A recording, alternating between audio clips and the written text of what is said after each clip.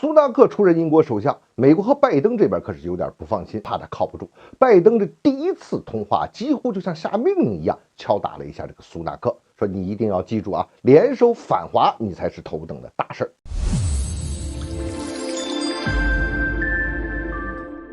欢迎来到张斌观察，我是张斌。英国现在面对的最要命的问题啊，就是经济问题和它的国内矛盾。另外呢，还面临着一个苏格兰、爱尔兰分裂的这个危机。但是在美国的整体战略布局里面，英国呢，它是同宗同族的昂萨阵营，现在所承担的主要责任呢，是和美国一起维持昂萨海洋霸权。那具体要干的就是两件事，一个呢是继续要看住这个欧洲，分化欧洲。第二呢，就是联手来对抗中国，这是拜登和苏纳克通话的重要的目的和内容。他也需要把这个事儿再强调一下，我们来注意几点。这第一啊，通话本身啊是一种同盟国之间的这种外交礼仪和亲密关系的一种体现嘛。但拜登更要强调的是，美国和英国说起来是两个主权国家，但是从战略外交和生存的根基方面啊，英国实际上它就是美国的一部分。第二呢，美国对苏纳克他是有点不放心，这与他印度裔身份和他的经历非常有关系。咱们先不说苏纳克，先说说那个闪电上台那位特拉斯。这位特拉斯女士呢，特立独行，但是呢，志大才疏啊。普京对她倒是有一个非常到位的评价。那普京不是说了吗？说这姑娘啊，看上去这脑子有点不正常。特拉斯非常想让英国重振帝国雄风，再次成为一个引导性的世界大国。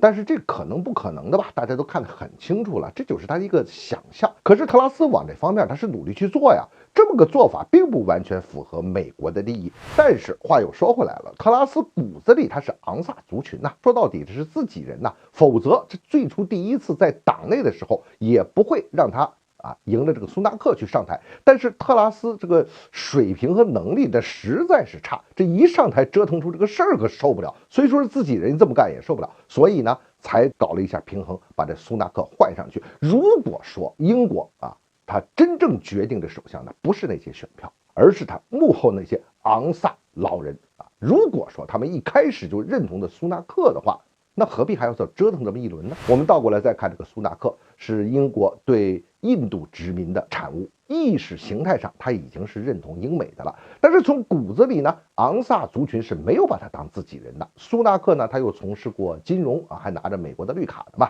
严格来说呀，他不是英国人，他也不是美国人，而是资本利益的一个体现点。再加上他之前其实对中国的态度是这个弱化了意识形态和这个族群的对立，更多呢是从现实利益出发，就这一点是让美国很不放心的。第三，美国的核心利益是什么呢？是它的全球霸权。英国在其中的作用呢是不可或缺的，英国就是要帮美国在欧洲这边看住这个大门，看住欧洲这边这是一个重要的抓手，必要的时候和美国一起来分化这个欧洲，获得昂萨人的巨大利益。同时呢，这英国也是在亚太针对中国的这个奥普斯军事同盟的重要成员。这相比之下，它要比日本要可靠得多呀。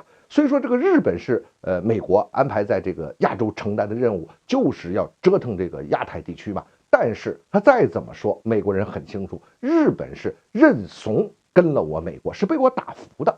但是如果我没有驻军在这儿坐镇的话这全世界美国的海外驻军最多是德国，最多就是日本了。这说明什么呀？不要相信什么背后实质行动是很残酷的。如果说没有这么多驻军在这儿坐镇的话，日本还不一定闹出什么幺蛾子呢。毕竟在二战之中，真正的海洋争夺大战是发生在美日之间，给美国造成巨大损失的也是日本。因此呢，美国很清楚，日本不是自己的亲兄弟，英国呢这边是不能出问题的。苏纳克是英国实在没有人的这种窘境之下平衡妥协出来的人。说到底吧，他就是个打工的，不敲打，这个心里是不踏实的。